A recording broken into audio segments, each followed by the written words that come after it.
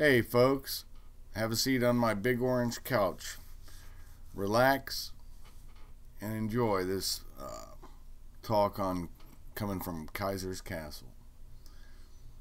Want to do I did a free speech thing the other day, but you know, it's pretty nice seeing Tommy this last weekend, Tommy Robinson, delivering Martin Selnor's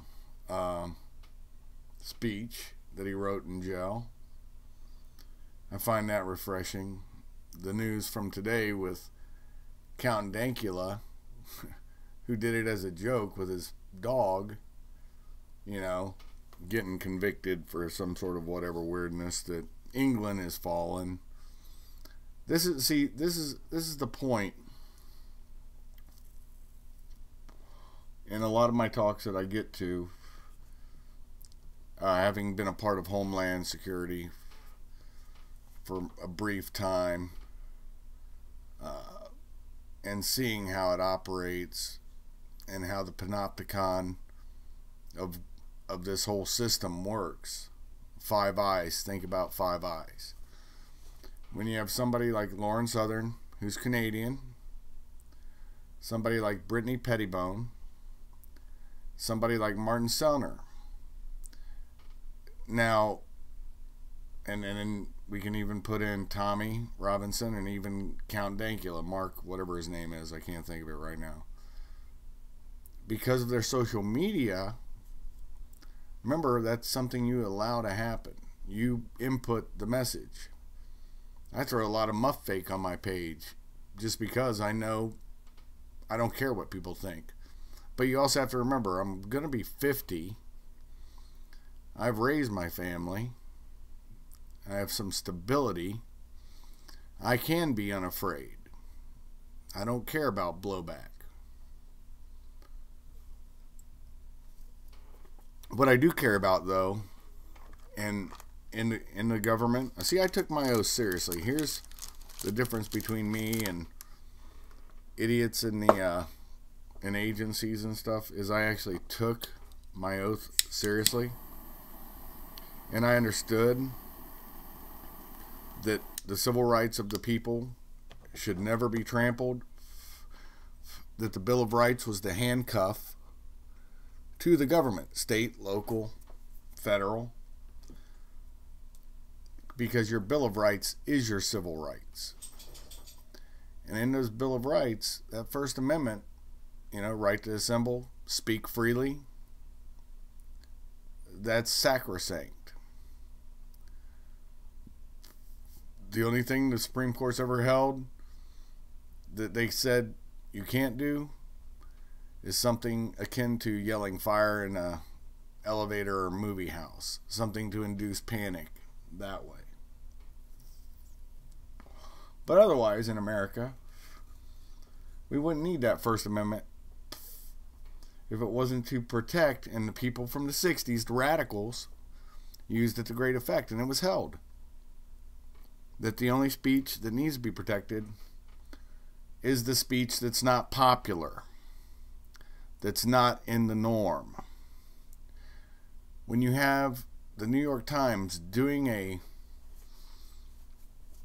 study, a survey, and they're finding out that millennials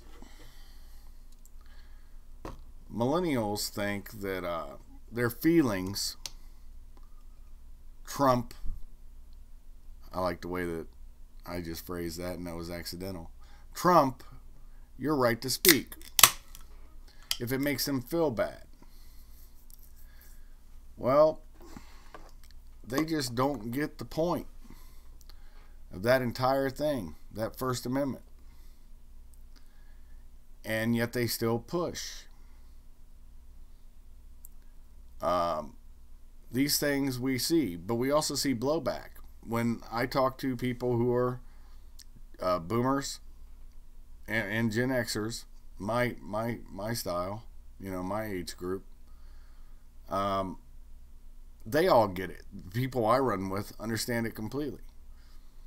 And they know there's some good millennials that are getting it. Generation Z definitely gets it because they've grown up with this. Millennials have to Gen Xers, we did a little bit, but we were still being when we were actually like in the punk rock scene when I was young, when we were actually going against the system, we were going against it, man. We were righteous. We were indignant.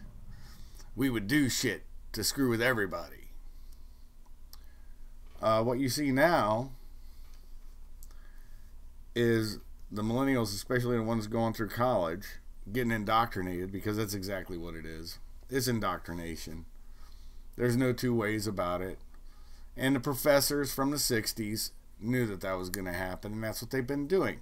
When you have people like Bill Ayers from the Weather Underground, oh, he was, as a boomer, man, he was so hip and so hardcore. Now he writes, he publishes books for schools. Yeah. So he's infested, well, all the college, academia, period, is infested with cultural Marxism. But when you have a man like that publishing that kind of crap and indoctrinating, it will echo down through the generations, and it will cause problems. And we're seeing it today. When you have them saying their feels trump your right to speak. So let me see. Every time I was called a dago, a wop, every time I was called a kraut, a boxhead, I felt so bad. No, I didn't. Context, people. Context. Might get into a fight with somebody over that just because maybe we don't like each other. But in the end of the day, after the fight was over, we'd buy each other a beer and laugh about it. But that's a different generational thing. See, when you start raising your young men to be little girls, when you stop denying there's two sexes, and you come up with, I think, somebody did a printout of all of them. I can't remember how many 100 different genders they are imagining, but it's like 44 pages long, I think it was. I read through some of them, goofy stuff. It would be a joke if these people didn't stand on their high horse and act like they're speaking truth. There was an old saying that Reagan said about liberals: they know so much and yet they know nothing. I probably messed up that quote. But I find it funny that this whole thing keeps echoing. And that was from Reagan's era. But at least him and Tip O'Neill, Thomas Tip O'Neill, would be able to go in and have cigars in the White House and iron out differences. People keep saying that all this stuff with the kids and everything's for the kids. They forget it started with Tipper Gore. That's why I brought her up. Al Gore's former wife. Remember, she wrote a book called Raising PG Kids, or Raising G-rated Kids in an X-rated world, or something like that, or an R-rated world, something like that. It's been so long since I read it. It was in the 80s under Reagan. And remember, Al Gore presented himself as a conservative Democrat, just like Bill Clinton. Oh, wow. People forget that. Remember, Bill Clinton was against, several things that have become normalized now. But he was the one who said, don't ask, don't tell. Before that, we were arresting people that, whether they told or not, if you got caught in the act, that was a jailable offense in the military. Or at least it would get you kicked out. So it's been a slippery slope. And what the left always forgets, they've always forgotten this, always. You can look at Chile, Argentina, Spain, and you can see that every time they forget, the iron boot comes down and will stop them. And then all of a sudden people forget, and they want to go back to that same style of governance. And then all of a sudden, this is a cycle. It progresses again. It continuously gets worse. See, incrementalism never goes away. If they win a little victory within the culture, they will keep it within the cultural construct. And they will push for more. Diversity is a perversity. I'm not saying diverse thought.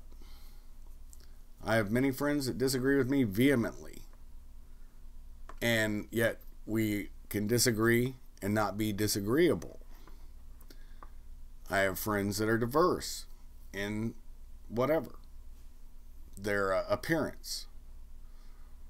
And even people I consider brothers from war. They've earned that. Those that fail to remember and those that fail to keep their honor, their word, their brotherhoods, well, they're going to fail at everything, because look at this. Look at the FBI, the once vaunted FBI. Within a few cycles of Bush, Obama, probably it started under Clinton, honestly. Maybe as far back as Carter, because I remember at FLETC I've had a couple of hoopties that were Carter era instructors. You've seen this slow, it's almost like they wanted to bow weevil in and destroy America culturally and societally. And you see the fruits of it now. And it's still that cultural Marxist rot. And it is a rot. This is something that everybody should be afraid of. And it is a panopticon. Because when you have something like the FBI, who besmirched and smeared a good man, General Flynn, bankrupted him. This is how they do, see. Lawfare. You know, that's another part of fourth generational warfare I'm seeing. And it's one that's not mentioned much. But when you can actually bankrupt somebody with fraudulent lawsuits, you're seeing it happen all the time. Over nothing. Somebody gets their feels hurt. You see it happen when people's speech is curtailed. They violated terms of service. Facebook, YouTube, Twitter. You know, these platforms, they're good. But they also have allowed themselves to get these college people that think they know everything, but know so little. And then they inject their biasy. You're also going to see Comey, all of them. I wouldn't be surprised if this goes, and I'm not saying nothing I can't say. I wouldn't be surprised if you see higher ups in the Obama administration, maybe even the Bush administration. Definitely Clinton. She's going away. And the Clinton Foundation's under investigation. The fraud, the absolute fraud, the absolute violation of their oaths. And when people say you can't blame the rank and file, yes you can, because even when I was a Fed, if I would have done something, or if somebody else would have done something and they were higher up or not, they could have been somebody I worked with on the line, whatever. If I wouldn't have said anything, I was just as culpable as the person who did it, because I had knowledge of it. So yes, I can blame the rank and file, because they know when dirt's dirt. And with the whole reorganization under Homeland, look, the BATF, E, now they like to be called E for explosives. They are very good at explosive investigations. You're seeing it now in Austin. They're gonna get this dude eventually.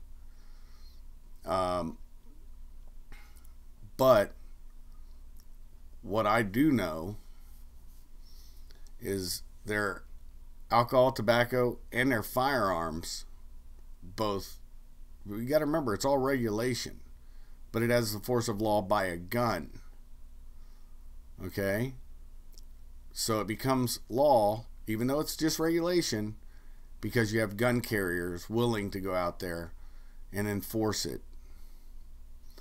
And they have violated, especially with the Second Amendment crowd, gun rights. I've seen cases going all the way back to the 60s. And they've just strong-armed people. Lied. Numerous cases of them lying. Planting evidence. I've seen some of their videos. Trust me, I've seen their videos where they're using light primers. Something where all they have to do is get your semi-auto firing gun, and some of the videos are hilarious. Of course, the court will never see it, but they'll be like trying to get a sympathetic second round to go off while the trigger's still being held, so they'll be like pulling it back, trying to make it slam fire against their shoulder. Just all kinds of retarded stuff. But, you know, hey, it fired twice with a single pull of a trigger, so obviously, you know, it's a machine gun now. But they don't tell you all the stuff they did to get that, to do that twice. Just numerous kind of violations like that. And it ebbs and flows with them. But they're dirty. And under what my point was with the Homeland Reorganization, everybody should have seen this coming. When they put BATFE and renamed them instead of just ATF, and there are numerous violations in the 80s and 90s of people's civil rights. When they put them in justice, because they always needed to be in justice, even though they're treasurers, they're revenuers. You can buy a machine gun, you got to pay the tax. You can buy a short-barreled rifle, pay the tax. They want that tax stamp.